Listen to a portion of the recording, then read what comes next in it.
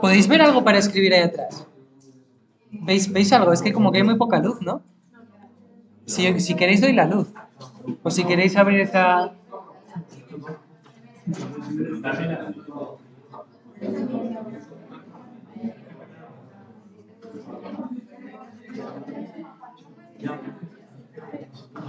Dime.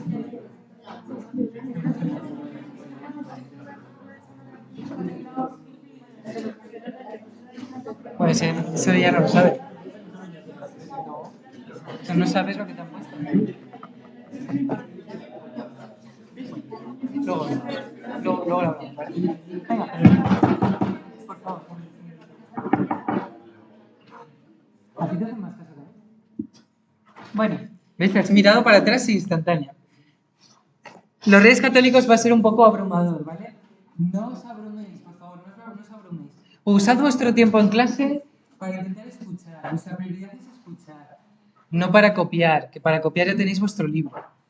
Es mi recomendación, de nuevo. Es abrumador porque empezamos con la política.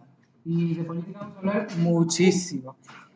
Yo tengo mis debates como historiador cuando estoy en casa preparando las clases y me digo, joder, es que luego lo que yo estudié en la universidad era como muy distinto a esto, ¿no? Quizás era más útil en la universidad, pero es que es verdad que esto es la base. Si no sabes por qué, cuál era la condición económica y política de España del siglo XVI y XVII, no puedes entender cómo era la sociedad del siglo de oro, por ejemplo. Entonces, bueno, lo he dicho, puede ser un poco abrumador, pero no os abruméis, no hay problema, esto lo pasa a todo el mundo. Vamos con esta presentación a hablar de epígrafes 1 y 2. El 1 es Reyes Católicos, cómo fue su gobierno, aunque aquí lo que nos dicen es unión dinástica e instituciones de gobierno. En verdad nos están pidiendo que hablemos un poco en general del reinado de los Reyes Católicos. Pero en el segundo nos hablan de un año en concreto, ¿no? Tenemos que ser capaces de expresar qué pasó y explicar en el año 1492, en el cual coinciden tres grandes eventos. Bueno, introducción. ¿Qué significan los Reyes Católicos que tenéis aquí en la imagen? Bueno, los Reyes Católicos en la historia de España son lo que consideramos el inicio de la Edad Moderna. Y la Edad Moderna es cuando la Edad Media ha acabado, ¿no? Solo que en verdad estarían en un momento de transición. No queda claro si son los últimos reyes medievales o los primeros reyes modernos. Ahí estaría un poco el debate. Durante su reinado van a ocurrir eventos fundamentales para el resto de España. Principal, descubrimiento de América, pero es que sus decisiones políticas van a tener unas consecuencias tremendas durante el resto del reinado. Luego, además, en la historia de España muchas veces en el pasado se hablaba de ellos como el origen de la nación española, ¿no? Porque mientras que reinaron ellos, se van a unir la corona de Castilla, la corona de Aragón, y más adelante, una vez que ya esté muerta Isabel, Fernando va a conquistar el reino de Navarra. Con lo cual, claro, es como, esto han creado España, ¿no? Bueno, eso es muy debatible. Hay un filósofo español que se llama Gustavo Bueno, que ya os lo mencioné otra vez, que tiene un libro sobre cuándo podemos hablar de origen de España y un día os lo traigo y vais a ver, y es súper complejo. No es fácil decir cuándo nace España, pero desde luego desde mi punto de vista no es en este momento, porque las coronas van a seguir separadas. Esa es otra de las claves del reino de los Reyes Católicos. Van a unirse matrimonialmente, pero no van a unir los reinos en un solo reino. No va a aparecer un reino de España, no. Siguen siendo diferentes reinos.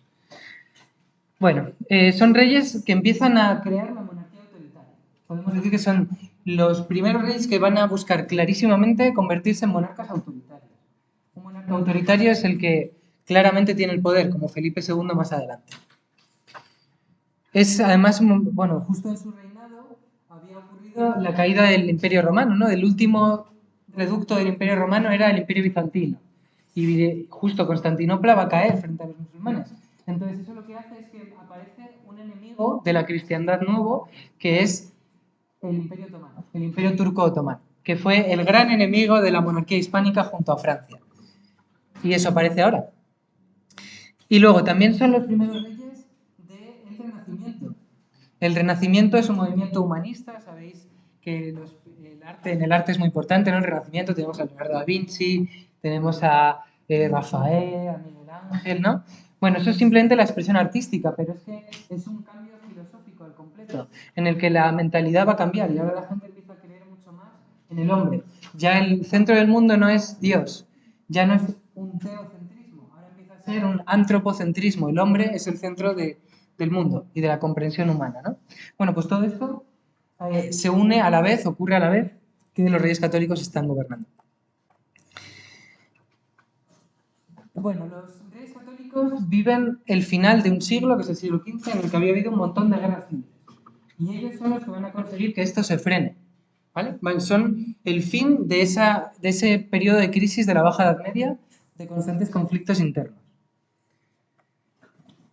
Bueno, ellos se casaron en 1469, pero realmente cuando se casan no estaban reinando, ¿vale? Ninguno de los dos era rey todavía. Bueno. Ahora, cuando se unan, lo que ellos van a hacer es una unión dinástica, es decir, es una unión de dinastías. Han reunido los dos reinos bajo la misma dinastía reinante. Pero no es una unión de los reinos, no es ni unión de los estados, ni hay una uniformidad institucional, ni legal, ni siquiera lingüística. Es que ni siquiera hablan el mismo idioma en Aragón que en Castilla. Y cuando reinan los reyes católicos, Castilla va a seguir siendo gobernada por Castilla y Aragón va a seguir siendo gobernada por Aragón. Lo explicaremos más adelante. Ahora, los dos, Isabel y Fernando, pertenecían a una misma dinastía. Su familia era la misma, se llamaban los Trastámara. Y eran primos, ¿vale? Eran primos segundos. Eso estaba prohibido. Van a tener que recibir una bula del Papa, van a tener que pedir por favor al Papa que les permita casarse pese a que incumplen con las leyes que había en ese momento dentro del cristianismo, que era que primos no debían de casarse. Bueno, entonces, ¿por qué los dos eran Trastámara? Tengo que hablar de cómo llegaba esa familia de los Trastámara al reino a gobernar tanto en Castilla como en Aragón. Esto de aquí sí que ni de broma copiéis nada, por favor, simplemente escuchad. En Castilla los Trastámara llegan al poder con Enrique, que es ese que os hablo de varias veces de él, es el de la guerra de mediados del siglo XIV, que había un rey que justo después de la peste negra intenta controlar cuáles eran los territorios de los nobles porque se habían apropiado muchos terrenos de otros nobles que habían muerto y por ello los nobles se enfadaron con él y se levantaron armas contra él. Bueno, pues ese era Pedro I, que le llamaron Pedro I el Cruel, y quien se va a enfrentar a él era un Trastámara. Los Trastámara es una familia, ya os hablo también de ello, de su origen, es una familia que originalmente eran bastardos de los reyes de Castilla. Alfonso XI de Castilla, que es un rey de inicios del siglo XIV, tuvo un hijo bastardo fuera del matrimonio, al cual le dio un ducado y le reconoció como hijo. Un poco mal católico, ¿no? Tener hijos fuera del matrimonio y encima reconocerlo abiertamente, y le dio un título. Y ese título era el ducado de Trastámara. Bueno, pues esa familia, los Trastámara, que originalmente eran bastardos de un rey de Castilla, poco a poco van a ganar poder y se van a aliar con los nobles para llegar a ser ellos los que gobiernen como aliados de los nobles. Es decir, es una muestra de la debilidad de los reyes. Es un rey débil. Bueno, ahora, eso es en Castilla. Pero en Aragón, ¿cómo llega una familia castellana a gobernar en Aragón? Bueno, pues en Aragón a inicios del siglo XV el rey no había tenido hijos. Pero Aragón estaba muy cansada de tener guerras civiles. Entonces decidieron resolverlo de una forma civilizada, ¿no? Sin guerras. E hicieron una reunión. Y se van a reunir en Caspe, que es una ciudad en Aragón, todos los nobles del reino, los principales nobles. Y para elegir quién va a ser el sucesor. No sé si alguno de vosotros está viendo La Casa del Dragón de HBO. Al inicio de la serie, ¿no? Es lo que pasa, que se reúnen los nobles para ver quién va a ser el que suceda al rey porque no tiene hijos. Bueno, pues van a elegir a uno de los Trastámaras, a un noble castellano, le van a elegir como sucesor para Aragón. Y es un Trastámara. Bueno, esas son las familias, ¿vale? Entonces, que os quede claro que una familia castellana había terminado siendo la familia reinante en Aragón y en Castilla. Bueno, ahora tenemos que lo primero de todo hablar de cómo llegó Isabel a reinar. Porque no va a ser de una forma fácil. Va a ser con una guerra, la que llamamos la guerra de sucesión de Castilla. En Castilla, sí, aquí ya empezamos con cosas importantes. En Castilla teníamos un rey que se llamaba Enrique IV, que era muy débil. No es algo raro, ¿no? En la época de la Baja Edad Media, en la que los nobles querían controlar al rey y demás. Pero es que no tenía descendientes varones, solo tenía una hija. En Castilla, las mujeres sí que podían gobernar. Había reinos en la Edad Media en la que las mujeres no tenían derecho al gobierno, en Castilla sí. Por tanto, la hija podría haber gobernado. Pero esa hija decían que no era una hija legítima del rey. La llamaban la Beltraneja, porque decían que era hija del primer ministro de una vez, vamos, digamos, el noble que ayudaba en el gobierno al rey, decían que era hijo de él, y se llamaba Juan Beltrán, el apellido era Beltrán. Entonces decían, es que esta es Juana la Beltraneja, en realidad no es hija legítima del rey, ha sido hija de su principal aliado en el gobierno, ¿no? Bueno, habría que plantearse si eso no es en realidad un argumento de los que querían que no gobernara, ¿no? Bueno, solo tenía una hija. Entonces eso hacía que hubiera dudas sobre quién iba a heredar el reino de Castilla después de Enrique IV. Por ello los nobles le presionaron a Enrique IV, le presionaron muchísimo para que no fuera su hija quien gobernara, porque ellos creían que no era su hija, sino que iba a ser un hermanastro. Antes de que gobierne tu hija, que no creemos que sea tu hija, va a gobernar tu hermanastro. Era hermanastro porque solo compartían al padre. Y ese se llamaba Alfonso. Y era hermano de Isabel la Católica. Ahora os diréis, ¿por qué Isabel la Católica entonces es la que hereda el reino y no su hermano? Pues porque se va a morir muy joven. Este infante, Alfonso, va a morir joven. Muere de peste en 1468. Muere de peste. Con lo cual tienen un problema. Esos nobles que querían que gobernara el infante Alfonso, hermanastro del rey, se han quedado sin sucesor. Y van a apoyar a la hermana, que era Isabel la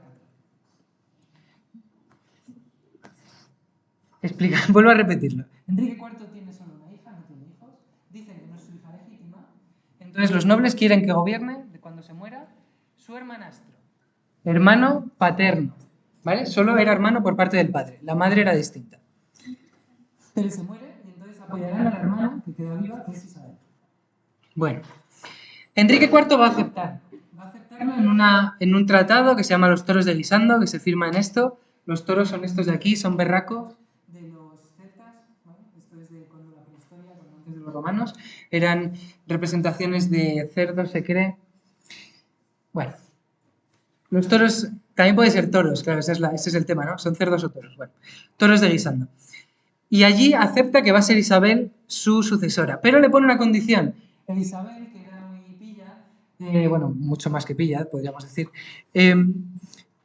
no lo va a cumplir. La condición era que se tenía que casar con el rey de Portugal. Pero ya sabéis que ya no se casó con el rey de Portugal, ya se casó con el sucesor al reino de Aragón, a la corona de Aragón. Entonces, un año después de haber dicho que iba a aceptar ese casamiento con el rey de Portugal, lo incumple. Se casa con Fernando, heredero de Aragón. Pero lo hace en secreto.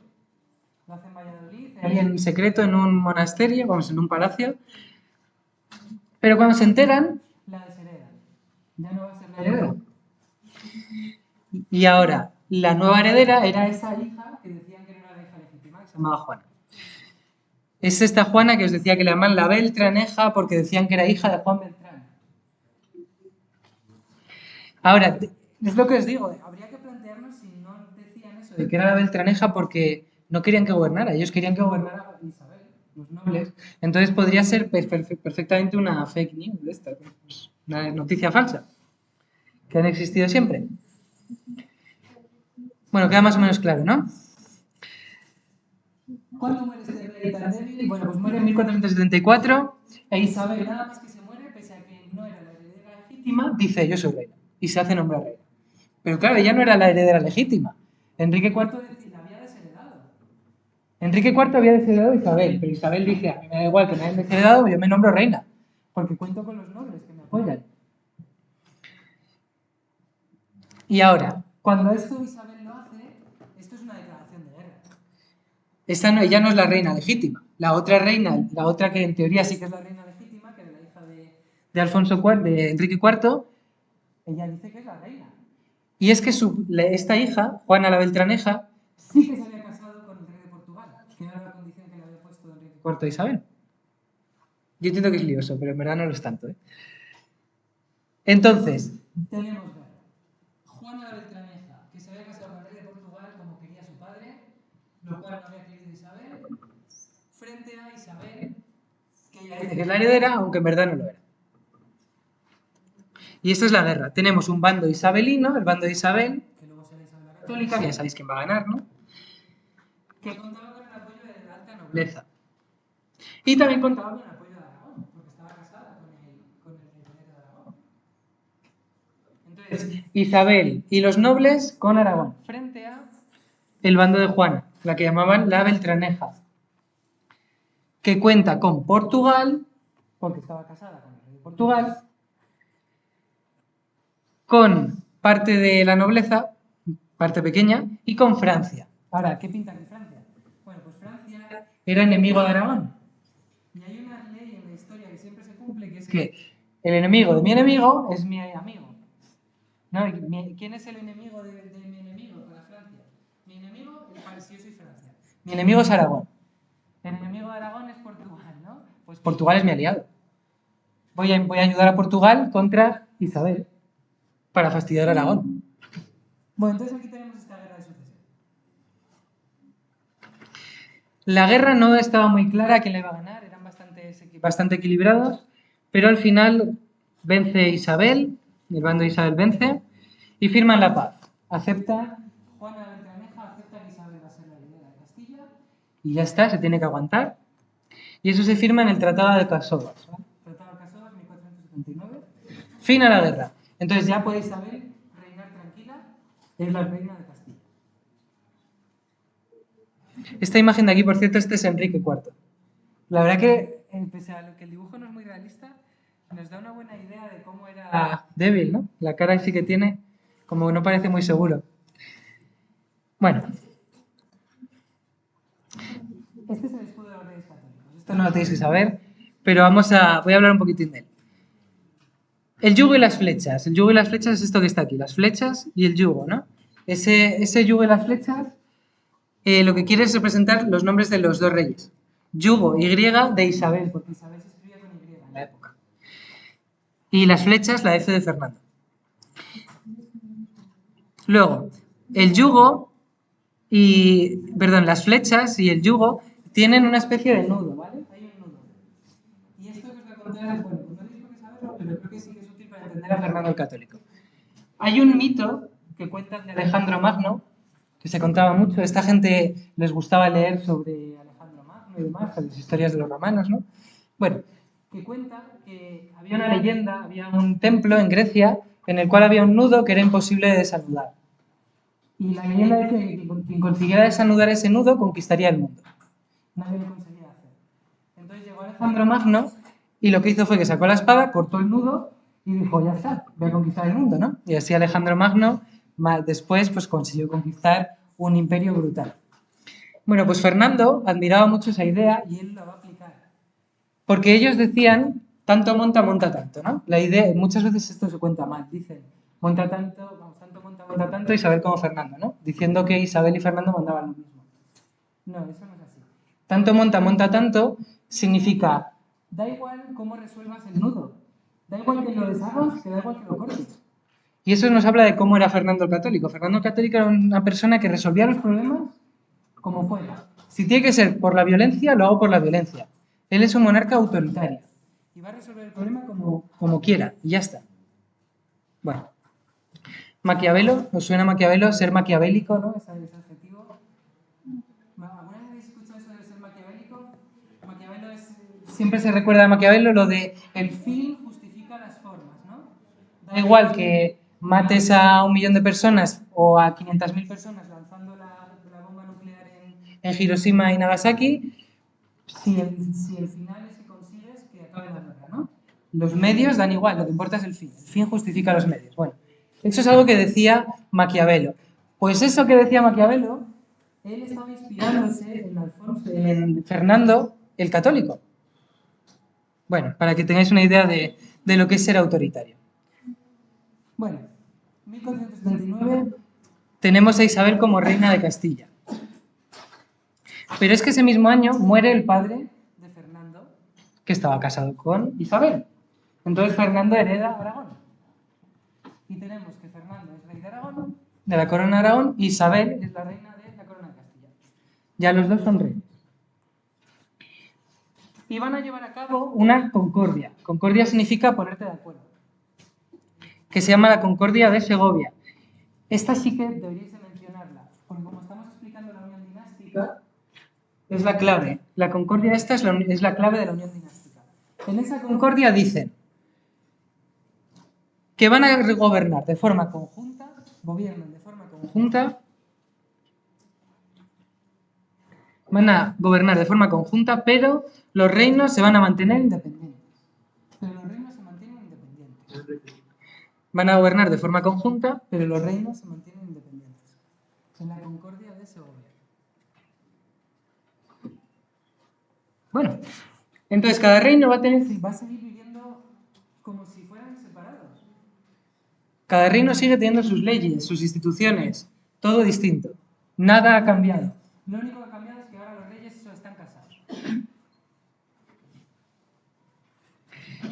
Y entonces cuando muera Isabel I de Castilla, las coronas se van a separar. Aragón y Castilla se van a separar cuando muera Isabel la Católica. Porque solo estaban unidas porque estaban casados. Lo que pasa es que va a haber muchísima suerte, esto lo hablaremos después con Carlos I, que luego es Carlos V, ¿no? Carlos I de España, V de Alemania. Va a haber muchísima suerte, va a haber una coincidencia que las probabilidades eran mínimas, que va a hacer que la misma persona herede los dos reinos, pero fue una coincidencia. Ya hablaremos de ello. Entonces, ¿cuál era la situación? Pues era esta, ¿no? Cuando se unen en matrimonio, Castilla todavía no había conquistado Granada, Aragón controlaba Valencia y Mallorca, Navarra seguía siendo un reino independiente y Portugal estaba independizado. Vale, las coronas de Castilla y Aragón, vosotros ya lo sabéis del estándar anterior, del 2.6, tenían una tradición política muy distinta. Castilla era una tradición autoritaria y Aragón era una tradición pactista. Como las decisiones del Consejo, perdón, de las Cortes de Aragón eran vinculantes, el rey de Aragón estaba obligado a negociar con ellas. En cambio, en Castilla, el rey podía imponer sus decisiones a las Cortes.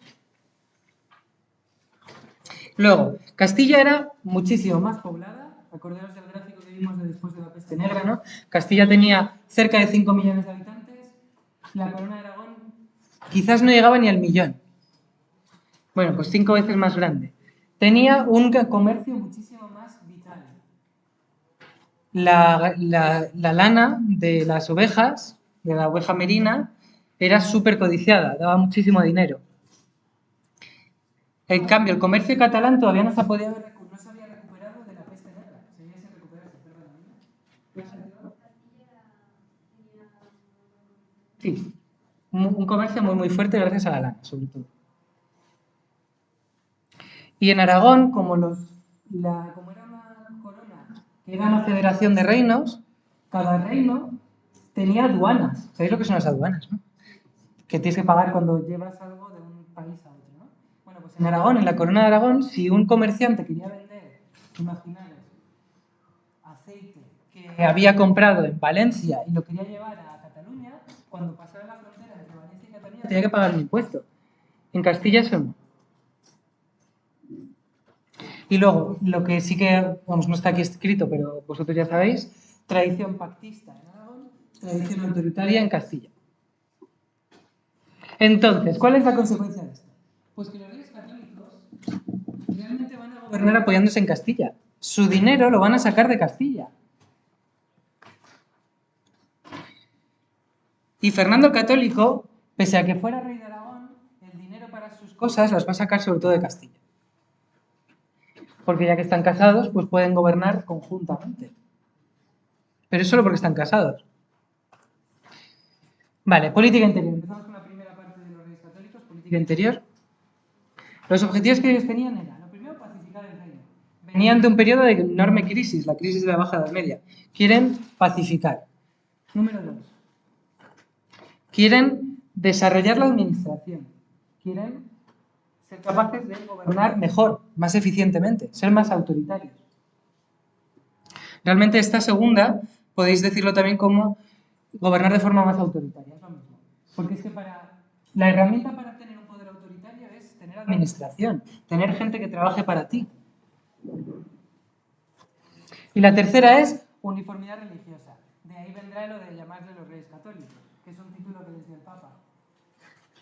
Van a expulsar a los judíos y van a prohibir el ser musulmán. Ahora lo vamos a explicar. De nuevo, esto es lo que os decía de tanto monta tanto, lo del nudo gordiano. Fernando el Católico quiere la unidad de sus reinos. ¿Cómo lo va a hacer?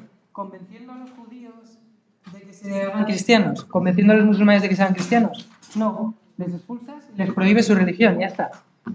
El fin justifica los medios. Venga, política interior, el primer punto que vamos a explicar, restauración del orden social, es lo mismo que pacificación, ¿vale? Es lo mismo. Pacificación, restauración del orden social, lo mismo. ¿Cuál es la herramienta que van a usar en Castilla para pacificar? Pues se llama la Santa Hermandad de Castilla. Ese es el concepto que tenéis que manejar. La Santa Hermandad de Castilla. Y ahora, la explicación, no la copiéis. Simplemente el nombre, Santa Hermandad de Castilla. Bueno, en verdad es la Liga de la Santa Hermandad. Bueno, en Castilla existía una tradición que era que los pueblos podían defenderse a sí mismos creando lo que ellos llamaban hermandades, que era en verdad una guerrilla, una milicia local. Una milicia local es un ejército irregular, ¿vale? No son soldados formados, sino que es gente que toma las armas para algo en concreto. En esta época, como había habido muchas crisis sociales, había muchas guerras civiles, había revueltas, era un territorio peligroso, era una época peligrosa para vivir.